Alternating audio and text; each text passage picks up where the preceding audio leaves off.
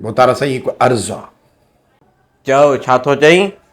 बोतारा साईं तव्हांजे चवण ते मूं नंढड़ी प्रिया कुमारीअ खे अगवा कयो। अड़े हाओ हाओ ॻाल्हि कर। बोतारा साईं अर्ज़ु इहो आहे त उन न्याणीअ खे आज़ादु कयो। छोड़े तोखे कहिड़ी हमदर्दी आहे छोरीअ सां? ख़बर आहे अथई न तूं पाण रहज़न धाड़ेल आहे। केतिरा माण्हू खया अथई, खून बि कया अथई, उन्हनि जा ॾोकड़ बि वरिता अथई मूंखां। बोतारा साईं सभु ख़बर अथमि त मां धाड़ेल आहियां, पर प्रिया कुमारी मासूम न्याणी आहे। अड़े लूसी काफ़र जी धीउ आई आहे।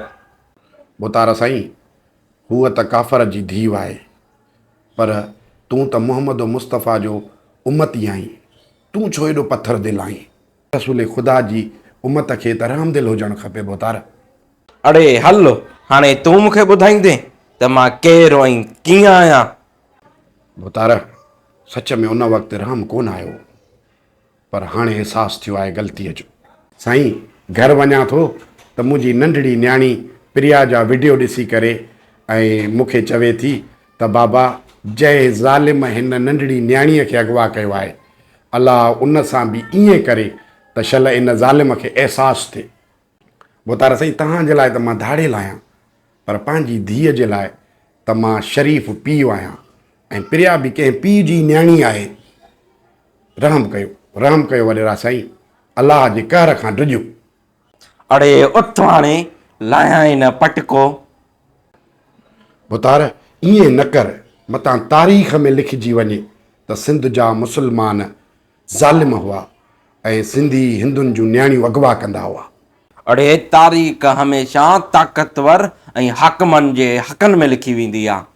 बोतार इंसानी तारीख़ त तूं पाण लिखाईंदे, पर क़यामत जे ॾींहुं पंहिंजे नबीअ खे कहिड़ो मुंहुं ॾेखारींदे?